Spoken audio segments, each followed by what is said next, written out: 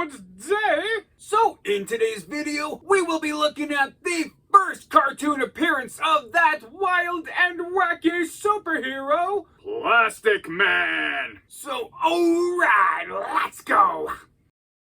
Alright, so we start off in the Hall of Justice, where Wendy, Marvin, and the assistant to the President of the United States, Mr. Higgins, are all freaking out because they are watching news feeds of all these machines and vehicles operating by themselves. You know, tractors, forklifts, cars, whatever. It's like they're possessed. Nobody can explain what is happening, so the Super Friends are called to investigate. Superman, Batman, Robin, Wonder Woman, and Aquaman. Batman and Robin take Mr. Higgins in the Batmobile to drive around town to see what's going down.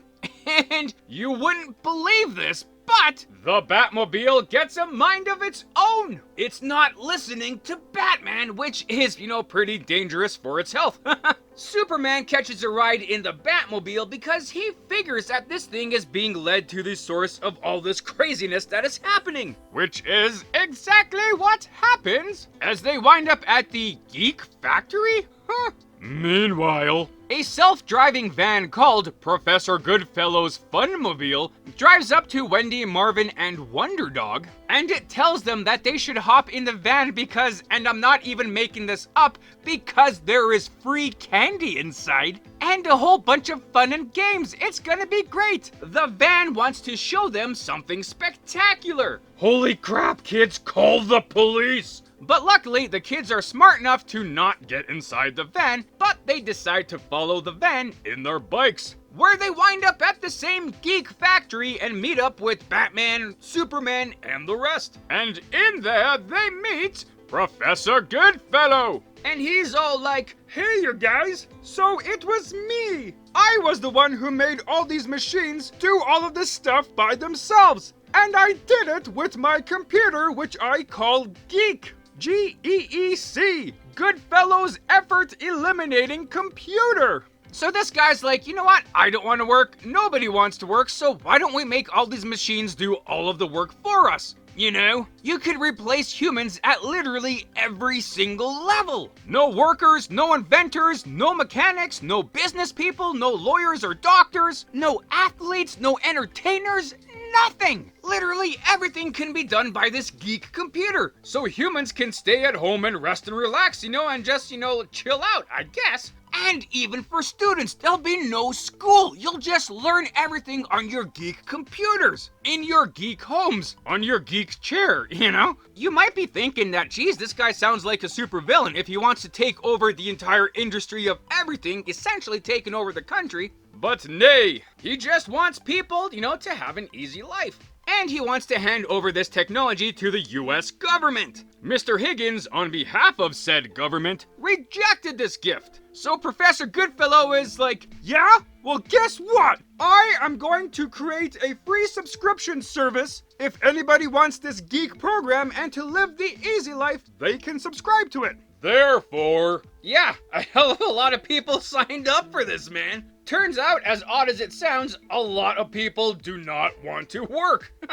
The computers are running everything, and everything is running really smoothly, right? It's all hunky-dory. Every backup in the computer has a backup. There's a bunch of fail-safes, like nothing can go wrong. But still, the Super Friends, they are kind of forward-thinking people, and they can't shake the feeling that this is the calm before the storm. And I'm starting to feel a little concerned too, because this mouse just ran into a computer.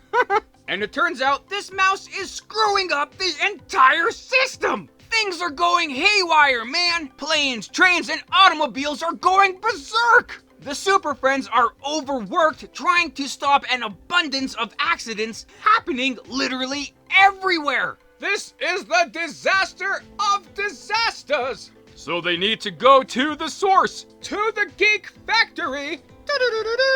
After a bunch of futile efforts, Wonder Woman, the dynamic duo, and the teens are finally able to get into the Geek Factory to shut the computer down. But turns out, they can't. Professor Goodfellow put the master control switch in a satellite in orbit around our planet, and this satellite even has kryptonite in it, so like Superman can't even knock it down. Holy crap, why is this guy so effective with his defenses? Hey, I would be impressed if the situation wasn't so dire. But Superman, he uses a meteor to knock the satellite back down to Earth, where it crashes into the ocean and Aquaman can turn the switch off. But that's not really doing much either. The system is still running and running out of control. Suddenly, Superman uses his X-ray vision and notices that there is a cute little mouse inside the G.E.E.C computer. And they figure out that that mouse is the culprit.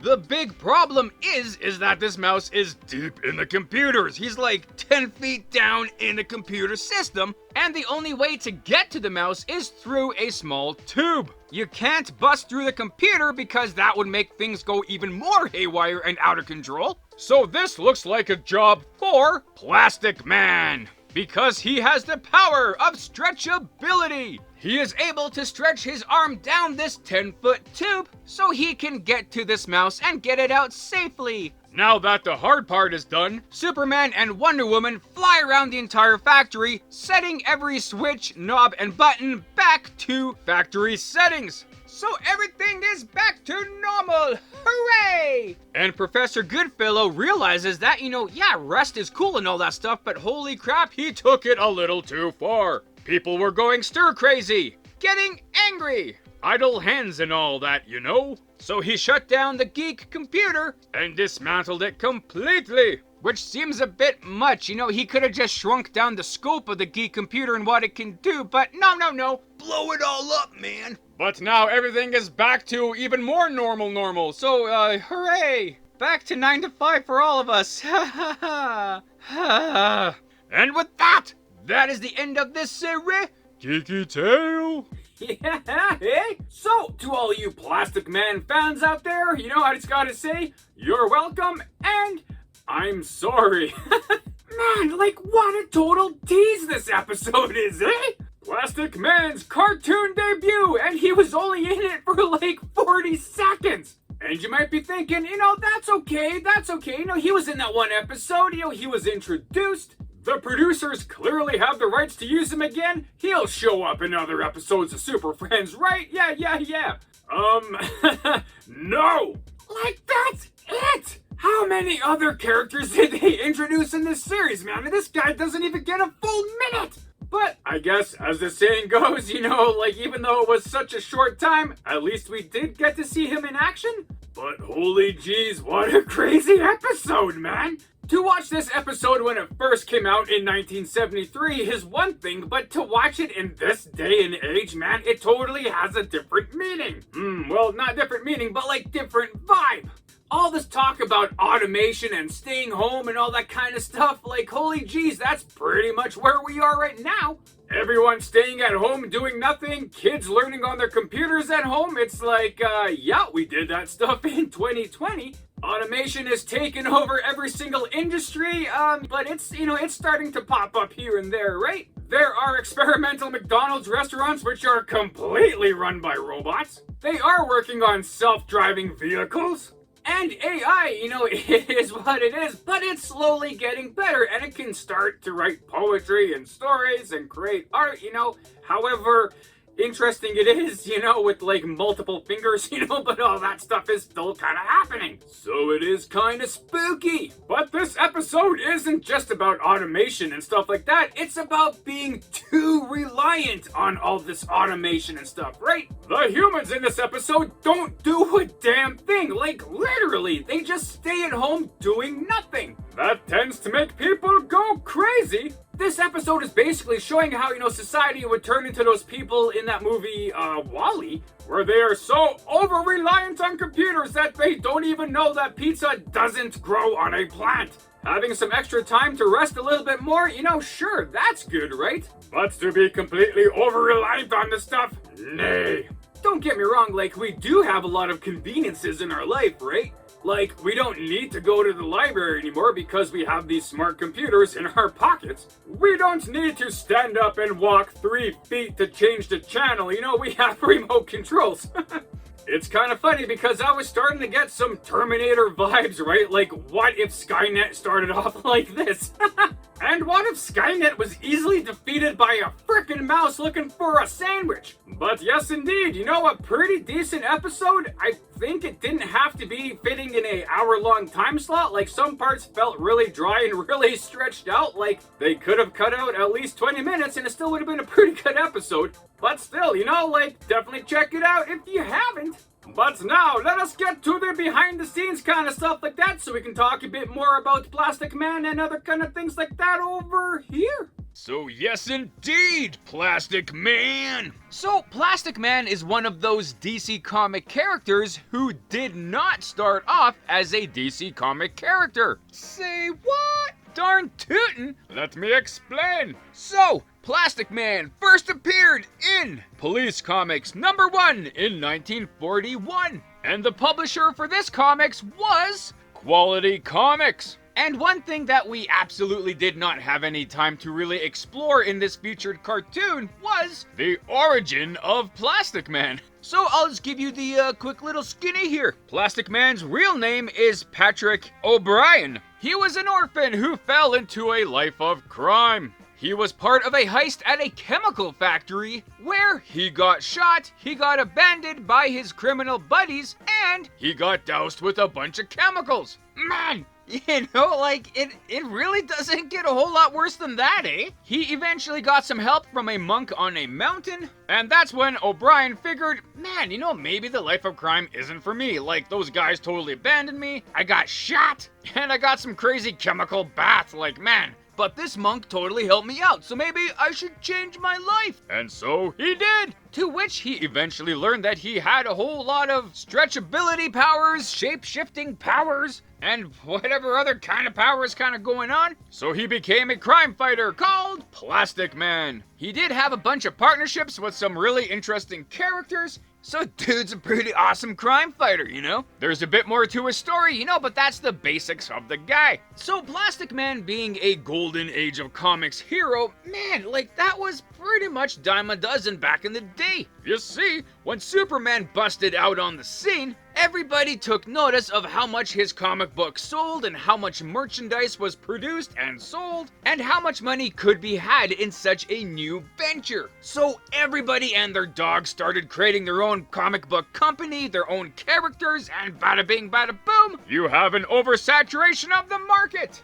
Not every company can survive this, which they didn't, and which Quality Comics didn't either. They closed their doors in 1956 and sold off all the rights to their characters to DC Comics. A quick, easy way to booster your roster of comic characters, eh? Well, eventually anyway. DC Comics took 10 years to revive Plastic Man, as DC Comics finally gave him his own title with Plastic Man #1 in 1966. And you might be wondering, you know, why it took 10 years for DC Comics to reinstate this character? Like, he was pretty popular when he was with Quality Comics, you know, like, why didn't you run that gravy train, right? Well, turns out a bunch of people at DC Comics kind of forgot that they bought all these characters from Quality Comics, including Plastic Man. They forgot so much that they actually even created their own stretching superhero called Elongated Man. He debuted in The Flash #112 in 1960, like 4 years after the buyout, and they totally forgot about Plastic Man. So if they remembered that they actually had Plastic Man's rights, they probably would not have created Elongated Man. But, you know, new characters are still pretty cool to see, especially with such an interesting power set. You would even eventually see Marvel Comics copy this guy with Mr. Fantastic of the Fantastic Four. But it's all good because Plastic Man eventually found himself on this featured episode that popped up in, 1973? But his renewed popularity grew and grew to the point that he actually got his own Saturday morning cartoon. The Plastic Man Comedy Adventure Show debuted in 1979. and we've seen a lot more of Plastic Man, a lot more of his abilities and his other friends and stuff like that. One thing you definitely didn't see in this Super Friends episode was that Plastic Man is actually a really funny character. Even back in Quality Comics, he was one of the first superhero characters to really introduce a lot of comedy into his stories. You know, whether, it's the actual characters being funny or the situation that they're in is so ridiculous. And it made total sense, right? Because there's so many comic book characters out there, you really need to stand out in the crowd. And comedy is one of the best ways to do that. So every funny superhero nowadays definitely owes Plastic Man a drink. But those are the basic things on the character, especially up to the point of this Super Friends episode. I feel like I should talk more about Plastic Man, from his comedy adventure series, and I probably will on another day. But for now, where we are, that's pretty much it. And so yeah, with this, that, those, and the other things, I guess, that's that. Also, if you're interested, I created my own comic book channel, 215 Comics. And currently, I have created my own cartoon series, The Adventures of the Density. And recently started a radio series featuring my newest character, Elastomorph, with more titles to come. So if you want to check it out, I'll leave a link up top here to that channel, and some links at the end of the video. Yeah! Right on, and there you go. So thanks for watching the video. I hope you liked it as much as I did making it. Also, feel free to check out the source material that I featured in this video. And if you want to leave a comment on anything you may have liked or things I might have missed in this, feel free to do so. Or anything else, just to say hi. That's cool too. And other than that, have a great day. Thanks.